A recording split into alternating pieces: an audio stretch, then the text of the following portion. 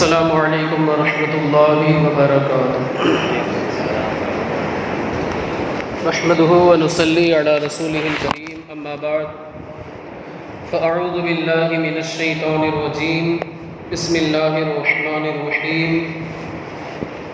واتبع سبیل من اناب الی ثم الی مرجعکم فانبئکم بما کنتم تعملون۔ آمنت باللہ صدق اللہ مولانا العظیم وبلغنا رسوله النبي الأمين المتين المكين المختار الكريم، ونحن على ذلك لمن الشاهدين والشاكرين والذاكرين والحافظين والواصفين والحامدين، والحمد لله رب العالمين۔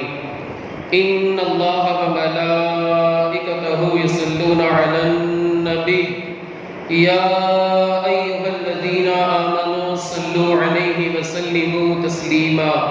اللهم صل على سيدنا ومولانا محمد معدن الجود والكرم وآله الكرام وأصحابه العظام وابنه الكريم وبارك وسلم۔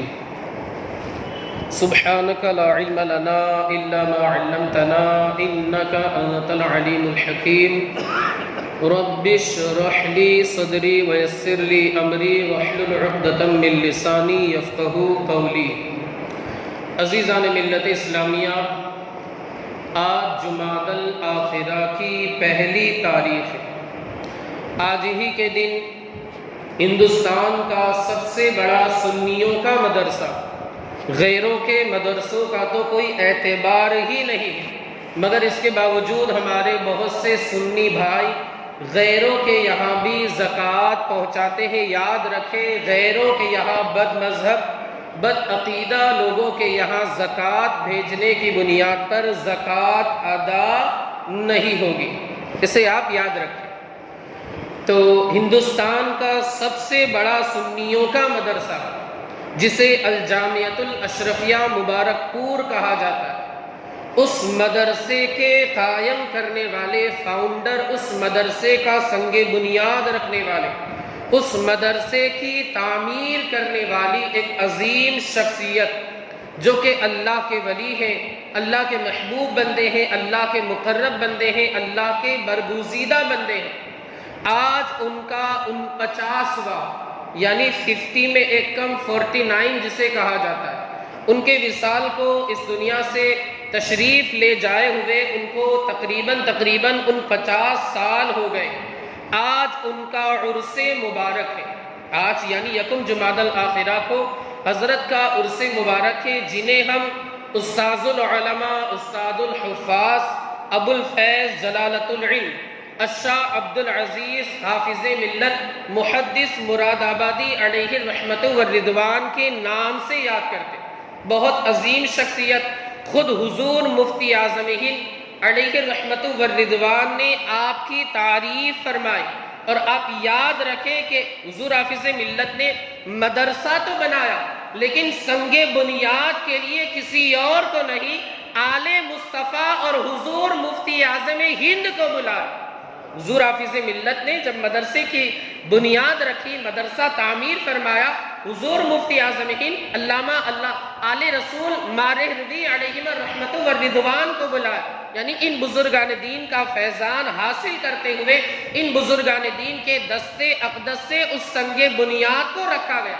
حضور تاج الشریعہ علیہ الرحمت والرضوان بھی حضور حافظ ملت علیہ الرحمت والرضوان کے تعلق سے تعریفی کلمات ارشاد فرماتے کہ اگر حافظ ملت جیسے چند لوگ مجھے مل جائے، ہندوستان میں اسلام کا بول بالا ہو جائے۔ یہ حضور تاج الشریعہ نے جن کے تعلق سے فرمایا۔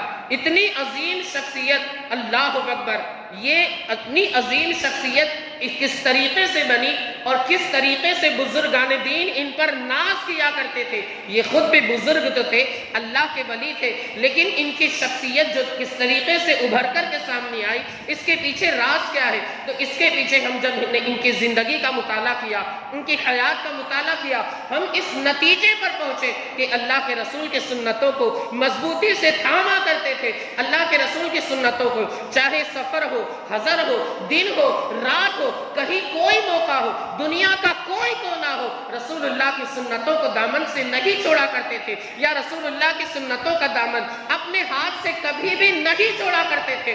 یہ عظیم شخصیت، اور ہمیں تو رسول اللہ نے کامیابی کا طریقہ ہی یہی بتایا ہے۔ خود قرآن مقدس میں اللہ رب العزت نے کامیابی کا راستہ اللہ نے قرآن میں ہمیں بتایا ہے، تو بتایا کہیں اور نہیں، کوئی اور نہیں، در مصطفیٰ کو بتایا ہے کہ اگر تمہیں کہیں جانا ہے، کامیاب ہونا ہے، کامران ہونا ہے، بامرادی کی زندگی گزارنا چاہتے ہو، تو کہیں اور نہیں جانا ہے، محمد الرسول اللہ کے دربار میں آ جاؤ، خدا بھی مل جائے گا، جنت بھی مل جائے گی، دنیا میں بھی کامیاب ہو جاؤ گے، آخرت میں بھی کامیاب ہو جاؤ گے۔ اس لیے کہ حقیقت یہ ہے، راز یہ ہے، اصل یہ ہے کہ بخدا خدا کا یہی ہے در، نہیں اور کوئی مکر جو وہاں سے ہو یہی آ کے ہو، جو یہاں نہیں تو وہاں نہیں۔ یہ اللہ رب العزت نے ہمیں راز بتایا۔ قرآن مقدس میں اللہ نے صاف لفظوں میں ارشاد فرمایا، قل ان کنتم تحبون اللہ، اے محبوب آپ ارشاد فرما، اگر تم اللہ کو دوست رکھنا چاہتے ہو، اگر تم اللہ سے محبت کرنا چاہتے ہو، اللہ کو اپنا محبوب بنانا چاہتے ہو، تو کہیں اور جانے کی ضرورت نہیں، در مصطفیٰ پر آ جاؤ، فاتبعونی، میری اتباع کرو۔ یعنی رسول اللہ کی زبانی یہ کہلوایا، اے محمد صلی اللہ علیہ وسلم، آپ اپنی امت میں اعلان فرما دے، اگر تم اللہ کو دوست رکھنا چاہتے ہو، اللہ سے محبت کا دعویٰ کرنا چاہتے ہو، اللہ کو اپنا محبوب رکھنا چاہتے ہو، کہیں اور نہیں، میری بارگاہ میں آ جاؤ، فاتبعونی یحببکم اللہ، جب مجھ سے محبت کا دعویٰ کرو گے، اللہ خود تم سے محبت فرمانے لگے گا۔ اور اتنے پر بس نہیں، جب میرے محبوب سے محبت کا دعویٰ کیا ہے، جب میرے محبوب سے محبت کے دعوے دار بنے ہو، جب میرے محبوب کے دامن کو تھاما ہے، جب میرے محبوب کے در کے اوپر اپنا ماتھا ٹیکا ہے، سجدوں کہا جاتا ہے نا کہ سنگے درے جانا پر کرتا ہوں جبھی سائی، سجدہ نہ سمجھ دردی، سر دیتا ہوں نذرانہ۔ اگر میرے محبوب کے در کے اوپر اپنا سر ٹیکا ہے تو پھر اللہ رب العزت کا یہ اعلان ہے، گھبرانے کی ضرورت نہیں، وَيَغْفِرْ لَكُمْ ذُنُوبَكُمْ، میرے محبوب سے محبت کا دعویٰ کیا ہے، میرے محبوب کی محبت کے دعوے دار بنے ہو، میرے محبوب کے در کا تم نے جب سہارا لیا ہے، وَيَغْفِرْ لَكُمْ ذُنُوبَكُمْ، اللہ کی رحمت کو جوش آ جاتا ہے، ارشاد فرماتا ہے میرے محبوب کی محبت کی بنیاد پر جاؤ میں تمہارے گناہوں کو بھی معاف فرما دوں گا۔ یہ اللہ رب العزت کی جانب سے ہمیں در مصطفیٰ کو بتایا گیا، دامن مصطفیٰ کو تھام لو، دامن مصطفیٰ کو تھام لو، کعبے کے در کے سامنے مانگی ہے یہ دعا فقط، ہاتھوں میں حشر تک رہے دامن مصطفیٰ فقط۔ انسان کعبے کے سامنے، کہا جاتا ہے نا، آپ نے پڑھا ہوگا، سنا ہوگا علماء سے، کہ انسان کی جب نظر، پہلی نظر کعبہ مقدسہ کی جانب جب اٹھتی ہے، حکم یہ ہے کہ انسان جب جائے، بیسمنٹ میں کعبہ مقدسہ ہے، تو اسے آپ کو سیڑھیاں اترنی پڑے گی، تو انسان نگاہیں جو ہے اوپر اٹھا کر نہ چلے، بلکہ جائے اپنی نگاہیں نیچے رکھتے ہوئے جائے۔ کیوں؟ نگاہیں اٹھا کر چلے گا، سامنے کعبہ مقدسہ نظر آ جائے، اور کعبہ مقدسہ نظر آ جائے گا، اسی وقت تمہیں دعا کرنی، لیکن ابھی نہیں، آپ کو اس وقت دعا کرنی ہے جب کعبہ مقدسہ اور آپ کے درمیان کوئی چیز آڑے نہ آئے، ورنہ مسجد حرام میں اگر تم نے نگاہیں اٹھا کر دیکھ لیا، کعبہ سامنے نظر آ جائے گا، جب کعبہ نظر آ جائے گا لیکن بیچ میں بہت سارے پیلر ہوں گے، بہت ساری دیواریں وغیرہ ہوگی، ہو سکتا ہے برابر کعبے کے سامنے تم نہ ہو، تو اسی لیے علماء فرماتے کہ نگاہوں کو نیچے رکھ کر کے جائے، جب وہ سیڑھی آئے ابھی بھی نگاہ نہیں اٹھانی، اپنا خیال رکھنا، یہ نہیں کہ ہم نگاہیں نیچے کر کے چل رہے ہیں اور ادھر سے گاڑی آئے ہم کو اڑا کے لے گئے صفائی والی، اتنا بھی مطلب ہم کو یہ نہیں رکھنا ہے، ہوش میں رہنا ہے، ہوش کو نہیں کھونا ہے۔ جب آپ سیڑھی آ جائیں، یا تو اسکیلیٹر یا پھر وہ جو ماربل کی سیڑھی بنی ہوئی ہوتی ہے، اس سے آپ دادر سے نیچے اتریے، ایک اسٹیپ کر کے آرام سے، آپ جب نیچے پہنچ جائیں گے، سائیڈ میں زمزم رکھا ہوگا، زمزم آپ پی لیجئے، اس کے بعد کعبہ کی جانب دیکھیے، جو دعا کریں گے اللہ اسے شرف قبولیت سے سرفراز فرمائے گا، جو دعا کریں گے اللہ اسے قبول فرمائے گا۔ تو علامہ نظمی میاں کیا فرماتے، کعبے کے در کے سامنے مانگی ہے یہ دعا فقط، ہاتھوں میں حشر تک رہے دامان مصطفیٰ فقط۔ یعنی ہم نے جب کعبہ مقدسہ کو دیکھا، اس کی جانب آنکھ اٹھا کر کے دیکھا، اس وقت بھی اپنی ذات کے لیے، اپنے مال کے لیے، اپنی عزت کے لیے، اپنی کمائی کے لیے دعا نہیں کی، بلکہ اس وقت بھی دعا یہی کی، ہاتھوں میں حشر تک رہے، دامان مصطفیٰ فقط تیرے در کے ہوتے، کہاں جاؤں پیارے سوا تیرے سب سے کنارہ کروں میں، حبیب خدا کا نظارہ کروں میں، دل و جان ان پر نثارہ کروں میں۔ یہ ایک جان کیا ہے، اگر ہو کروڑوں تیرے نام پر سب کو وارا کروں میں۔ یہ دعا ہونی چاہیے کہ دامن مصطفیٰ ہمیں مل گیا، بس ہمارا کام ہو گیا، یہ ہمیں دعا کرنی چاہیے۔ خیر میں عرض کر رہا تھا، اللہ رب العزت نے خود اپنے نبی کا در بتایا، مجھ سے محبت کرنا چاہتے ہو کہیں اور نہیں، آمنہ کے لال کی بارگاہ میں آ جاؤ، میں خود تمہیں اپنا محبوب بنا لوں گا، اور اتنے پر بس نہیں بلکہ تمہارے گناہوں کو بھی معاف فرما دوں گا۔ یہ اللہ رب العزت کا اعلان ہے۔ تو حضور حافظ ملت علیہ رحمت و رضوان کس طریقے سے سنتوں کو اپنایا کرتے تھے۔ ایک بات، ایک حدیث پاک بھی میں آپ کو بتا دوں، میں نے اس سے پہلے بھی آپ حضرات کو بتایا تھا کہ ہم دعا کرتے اے اللہ ہمیں اپنے حبیب کا جنت کے اندر ساتھ عطا فرما، کرتے ہیں دعا، آمین بھی بولی، الحمدللہ کرتے، اللہ ہماری اس دعا کو قبول فرمائے۔ ہمارے اعمال تو ایسے نہیں ہے، مگر پھر بھی ان کی شفاعت پر ہمیں انشاءاللہ بھروسہ ہے کہ انشاءاللہ رسول اللہ کی شفاعت سے ہم انشاءاللہ جنت کے اندر جائیں۔ شفاعت کرے حشر میں دو رضا کی، سوا تیرے کس کو یہ رخصت ملی ہے۔ حضور اعلیٰ حضرت علیہ رحمت و رضوان نے بھی یہ جملہ ارشاد فرمایا، یہ شعر آپ نے ارشاد فرمایا، مصطفیٰ کریم کی بارگاہ میں خراج عقیدت پیش کیا ہے۔ تو میں عرض کر رہا تھا، ہم دعا کرتے اے اللہ جنت میں اپنے حبیب کی رفاقت عطا فرما، اپنے حبیب کا ساتھ عطا فرما، اپنے حبیب کا پڑوس عطا فرما، اپنے حبیب کی خدمت کا شرف عطا فرما، اپنے حبیب کی غلامی کا شرف عطا فرما۔ یہ دعا تو کرتے اللہ قبول فرمائے، لیکن حدیث پاک میں اس دعا کی قبولیت کا طریقہ بھی بتا دی۔ وہ طریقہ کیا ہے؟ میرے آقا خود ارشاد فرماتے من احب سنتی فقد احبنی ومن احبنی کان معی فی الجنہ، کہ جو بندہ میری کسی سنت سے محبت کرتا ہے، جو بندہ سنت کو تھامے، انسان داڑھی رکھے، مصطفیٰ کریم کی سنت کے مطابق زندگی کے شب و روز گزارے، انشاءاللہ اسے یہ نعمت مل جائے گی۔ میرے آقا مصطفیٰ کریم فرماتے من احب سنتی فقط احبنی ومن احبنی کان معی فی الجنہ، کہ جو بندہ میری سنت سے محبت کرتا ہے وہ مجھ سے محبت کرتا ہے، اور جو بندہ مجھ سے محبت کرتا ہے اللہ کل قیامت کے دن جنت میں اسے میرا رفیق اور ساتھی بنا دے گا۔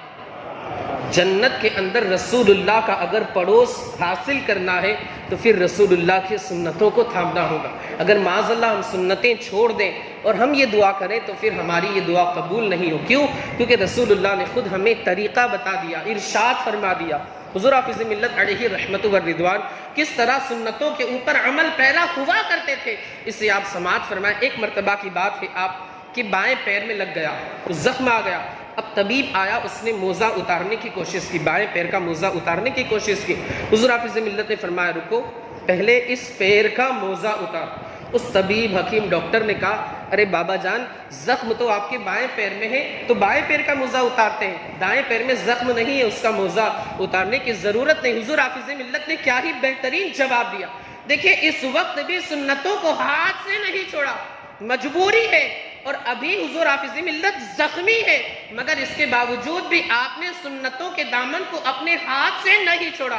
حضور حافظ ملت نے فرمایا اگرچہ زخم میرے بائیں پیر میں ہے، لیفٹ سائڈ کے پیر میں ہے، مگر میرے آقا کی سنت، مصطفیٰ کی سنت یہ ہے کہ پہلے دائیں طرف کا موزہ اتارا جائے، اس کے بعد بائیں طرف کا موزہ اتارا جائے۔ یہ حضور حافظ ملت نے ہمیں کس طریقے سے سنتوں کے اوپر چلنا چاہیے، عمل کرنا چاہیے، عملی زندگی میں کس طریقے سے سنتوں کو نافذ کرنا چاہیے، یہ ہمیں حضور حافظ ملت نے سکھایا۔ اب تصویر کشی کا معاملہ، فوٹو کھچانا وغیرہ، اب آج کل اس سلسلے میں اختلاف ہے کہ موبائل والی تصویر یہ تصویر ہے یا نہیں۔ بعض علماء فرماتے کہ تصویر نہیں ہے، بعض علماء فرماتے کہ یہ بھی تصویر ہے اور حرام ہے وغیرہ وغیرہ۔ حضور حافظ ملت علیہ رحمت و رضوان آج سے تقریباً 50، 55، 60 سال پہلے کی بات، بہت پہلے سے یہ قاعدہ ہے، یہ قانون ہے کہ آپ کو جب حج کے لیے جانا ہے آپ کو فوٹو کھنچوانا ضروری ہے، فوٹو پڑھانا ضروری ہے، پاسپورٹ سائز آپ کو یہ کیا ہے ضروری ہے، کمپلسری۔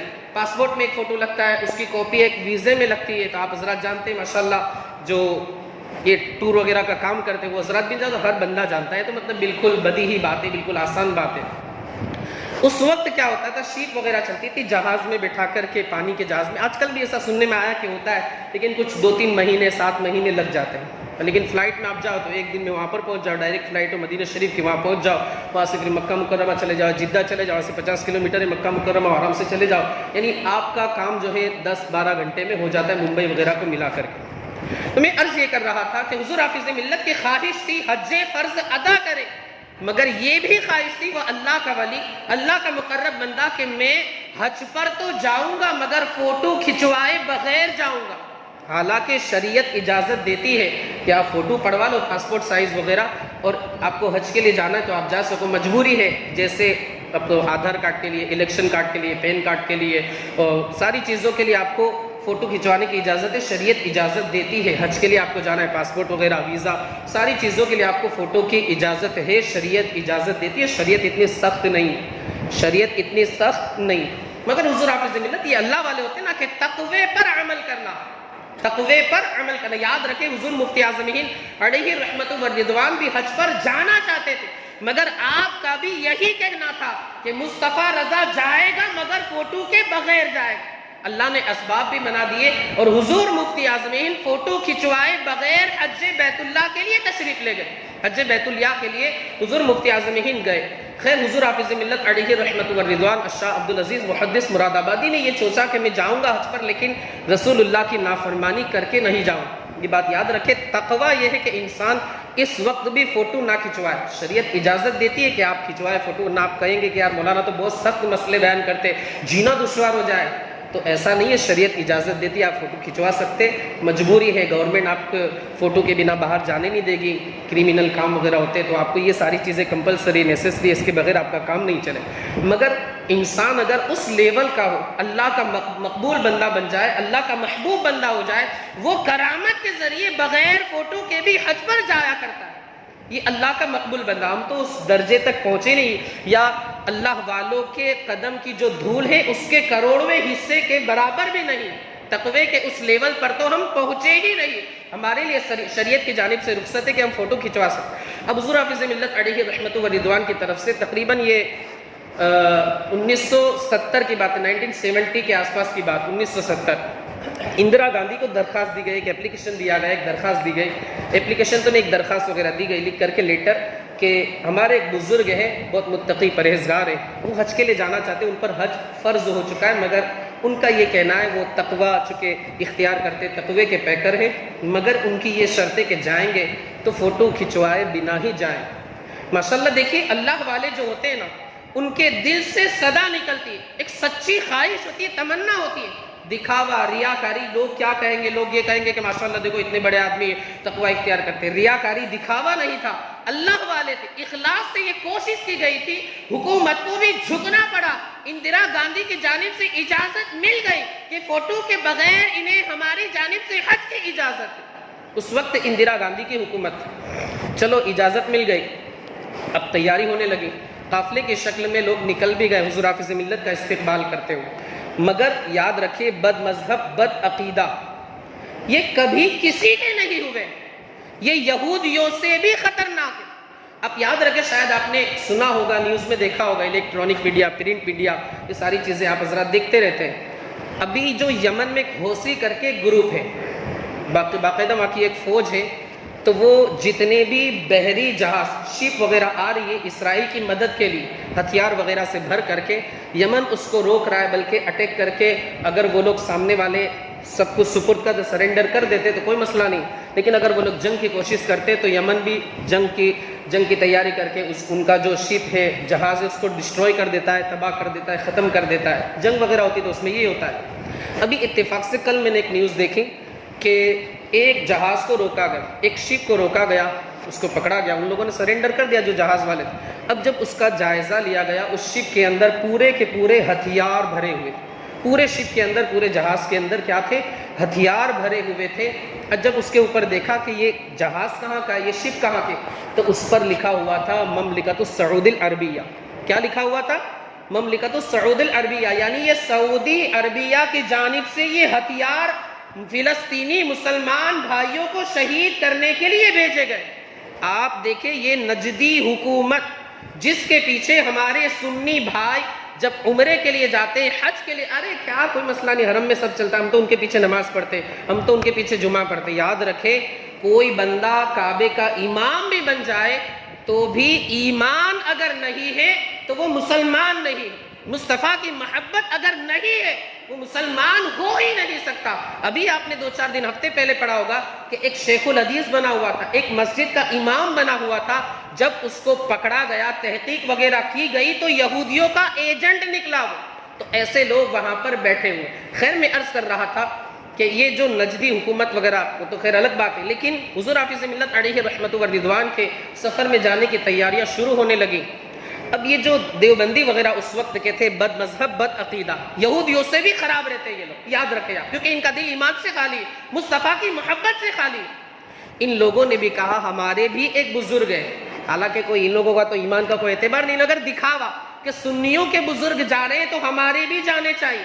ان لوگوں نے بھی درخواست دی، ان لوگوں نے بھی ایک لیٹر لکھ کر کے دیا کہ ہمارے بھی ایک بزرگ ہیں، وہ فوٹو کے بغیر جانا چاہتے ہیں. اب معاملہ ہو گیا کہ اب کیا کریں گے، پھر یہ تو مطلب لائن لگ جائے. گورنمنٹ کو بھی یار ذمہ داری اس کی بھی کہ ہر ایک کو اگر فوٹو کے بغیر اجازت دے دی جائے، بہت سارے ایسے لوگ ہیں جو عام ہیں یا کریمنل لوگ ہیں وہ بھی آ جائیں گے اور پھر مسئلہ ہو سکتا ہے. گورنمنٹ کو تو ساری چیزیں دیکھنی ہے.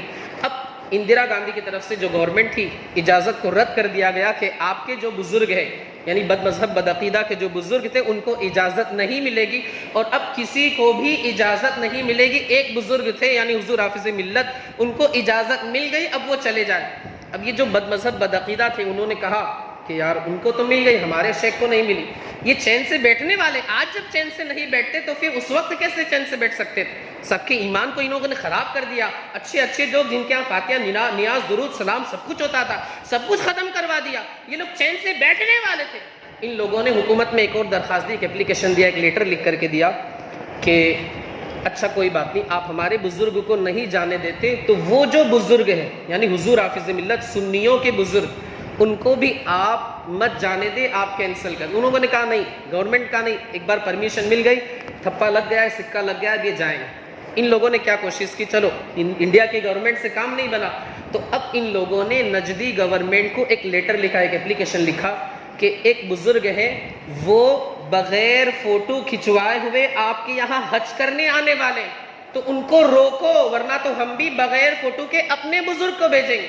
دیکھیں ان کی سازشیں، دیکھیں آج ہمارے سنی بھائیوں کے اندر ان کے تعلق سے محبت آتی. ارے خدا کی قسم یہ اپنے باپ کے بھی نہیں ہو سکتے، یاد رکھے آپ.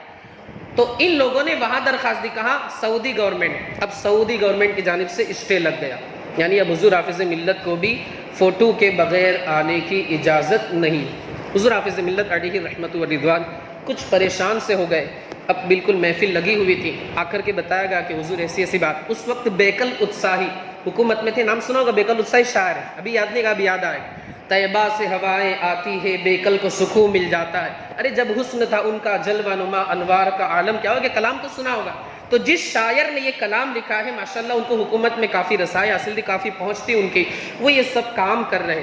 حضور حافظ ملت بیٹھے ہوئے تھے، بیکل اتسائی اور سارے دوسرے بھی بڑے بڑے لوگ بیٹھے ہوئے تھے، حضور حافظ ملت کے خادمین وغیرہ. آ کر کے بتایا گیا کہ ایسا ایسا ہے، یہ نجدیوں نے، بد عقیدہ بد مذہب لوگوں نے ایسی ایسی کوشش کی اور ہمارے اس پلان کو ان لوگوں نے بالکل فیل کر دی. اب حضور حافظ ملت نے فرمایا تم ایک کام کرو، سارے کے سارے کمرہ خالی کر دو، اب میں محفل سجاؤں گا.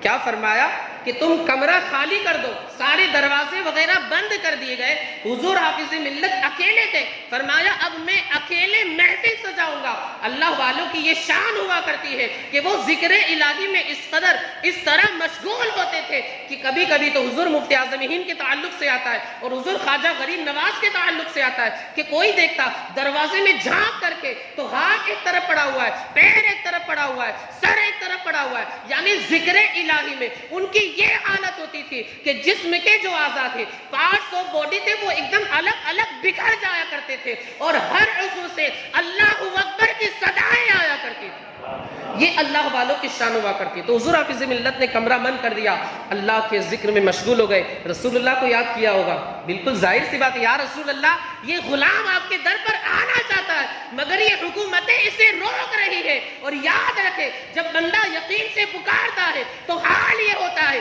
فریاد امتی جو کرے حال زار میں ممکن نہیں کہ غیر بشر کو خبر نہ ہو۔ اب پکار کے تو دیکھیں رسول اللہ سنتے ہیں، ہمارا یہ عقیدہ ہے، ہم یہاں سے پکارے وہاں وہ سنے، مصطفیٰ کی سماعت پہ لاکھوں سلام۔ اب وہ دن گزر گیا، دوسرا دن آیا، اب جہاز روانہ، پانی کا جہاز تھا، شپ میں کہہ رہا ہوں بار بار، صرف 45 منٹ باقی تھے۔ یہ فلائٹ وغیرہ کا معاملہ نہیں کہ 3 گھنٹے پہلے آپ کو پہنچنا ہے، امیگریشن کرانا ہے، چیکنگ کرانا ہے، پھر آپ کو بورڈنگ پاس ملے گا، آپ کو جا کے آرام کرنا ہے 1 گھنٹے پہلے، پھر فلائٹ کی تیار ہوگی، پھر آپ جا کے آدھا پونا گھنٹہ پہلے بیٹھ گئے، پھر وہ ٹیک آف ہوگا، پھر فلائی ہوگا، اڑے گا، یہ سب کچھ نہیں ہے۔ بس وہ تو آرام سے آپ پہنچو، آپ کو بٹھا دے گا، روانہ ہو جائے گی۔ 45 منٹس باقی تھے، صرف 45 منٹ جہاز روانہ ہو جانا۔ اب حضور حافظ ملت کو روانہ ہونا تھا، لیکن فوٹو کے بغیر آپ کو اجازت نہیں تھی، فوٹو کھنچواؤ تب آپ کو پرمیشن ملے گی۔ حضور حافظ ملت بیٹھے ہوئے تھے، تشریف فرماتے، اتنے میں بیکل اتساہی جو شاعر تھے، جن کا جب اس نے جلوہ نما کلام تھا، وہ کھڑے ہوئے اور عرض کی حضور میں آخری کوشش کرتا ہوں۔ حضور حافظ ملت نے فرمایا جاؤ کوشش کرو۔ حضور حافظ ملت کو اللہ کی ذات پر بھروسہ تھا، رسول اللہ کی ذات پر یقین تھا، فرمایا جاؤ آخری کوشش کرو۔ بیکل اتساہی صاحب گئے، حکومت کے کارندے وغیرہ سے ملے، آئے، ہاتھ میں ایک لیٹر تھا، حضور حافظ ملت کی بارگاہ میں آ کر کے عرض کرتے، حضور حافظ ملت سرکار مدینہ نے کرم فرما دیا اور حکومت نے بغیر فوٹو کے آپ کو حج پر جانے کی اجازت سے نواز دیا۔ یہ اللہ والوں کی شان ہوا کرتی ہے کہ جب انہوں نے رسول اللہ کو دل سے پکارا اور شریعت پر دل سے عمل کیا، اللہ نے ان کے لیے دروازے کھول دیے۔ ایسے بزرگ دنیا میں بھی کامیاب ہوتے، آخرت میں بھی۔ ان بزرگ کی غلامی میں انشاءاللہ ہمیں جنت کا پروانہ رب کعبہ عطا فرمائے گا۔ تو ہمیں چاہیے کہ ہم ان اللہ والوں کے دامن کو مضبوطی سے تھامیں، ان کے نقش قدم پر چلتے ہوئے مصطفیٰ کریم کی سنتوں کو اپنائیں۔ انشاءاللہ یقین جانیں ہم دنیا میں بھی کامیاب ہوں گے، آخرت میں بھی کامیاب ہوں گے۔ بس آخری بات عرض کروں کہ ماشاءاللہ دیکھیے یہ مسجد کے پیچھے پائپ وغیرہ لگا دیے گئے، اب 4 ویلر وغیرہ پارک کرنے کی تو بالکل بھی اب گنجائش نہیں ہے۔ تو میرے نمازی بھائیوں سے گزارش ہے، آپ روزانہ 5 وقت آتے ہیں یا جمعہ میں آتے، گاڑی کو ذرا ویوستھت پارک کریں، آپ بالکل سلیقے سے ڈسپلن کے ساتھ، یار لگے واقعی یہ نمازی ہے، صرف فارمیلٹی پوری کرنے کے لیے آئے، فٹافٹ پارک کر دی چلے گئے۔ بہت سے نمازی بھائیوں کو تو خود ہم نے اپنی آنکھوں سے دیکھا، یہ جو 2-4 گیٹ بنے ہوئے اس کے پاس سامنے لا کر کے کھڑی کر دیں گے۔ اب کیا ان کی نیت ہے، وہ دکھانا تو نہیں چاہتے کہ دیکھیں میرے پاس برگ مین ہے۔ کچھ لوگوں نے کہا کہ برگ مین نہیں، برگ میمن ہے۔ اب پتہ نہیں اپنے حساب سے لوگوں نے کہا کیوں، تو بولے میمن لوگوں کے پاس سب سے زیادہ یہی گاڑی ہے۔ خیر اللہ ایک ہے تو 10 عطا فرمائے۔ میری جانب سے تو دعا ہے اللہ آپ کو بہت نوازے، حلال نوازے، راہ خدا میں خیرات کرنے کی توفیق بھی عطا فرمائے۔ لیکن آپ سے گزارش ہے کہ اگر آپ کو گاڑی دکھانی تو آپ ایسے گھما پھرا کے دکھائیے۔ مسجد کے گیٹ کے سامنے آپ برائے کرم کوئی بھی گاڑی کھڑی نہ کریں۔ ہم نے خود اپنی آنکھوں سے دیکھا ہے، نمازیوں کو تکلیف ہوتی ہے، نمازیوں کو تکلیف دینا کتنا برا کام ہے۔ آپ نماز پڑھنے کے لیے ماشاءاللہ اللہ آپ کی نماز کو قبول فرمائے، لیکن خدارا گیٹ کے پاس سے آپ گاڑی پارک نہ کریں۔ بہت سارے لوگوں کو دیکھا ہے کہ وہ عارفیہ بلڈنگ کے پاس، سوسائٹی کے پاس لائن سے گاڑیاں کھڑی کر دیتے ہیں، تو خدارا کسی کو آپ تکلیف نہ دیں۔ حدیث پاک میں مومن کو تکلیف دینے سے منع کیا گیا ہے، تو خدارا آپ کسی کو تکلیف نہ دے، ویوستھت گاڑی پارک کریں۔ مولا عز و جل ہمیں آپ کو اور ساری دنیا کے خوش عقیدہ مسلمانوں کو ان بزرگان دین کے نقش قدم پر چلتے رہنے کی توفیق رفیق عطا فرمائے۔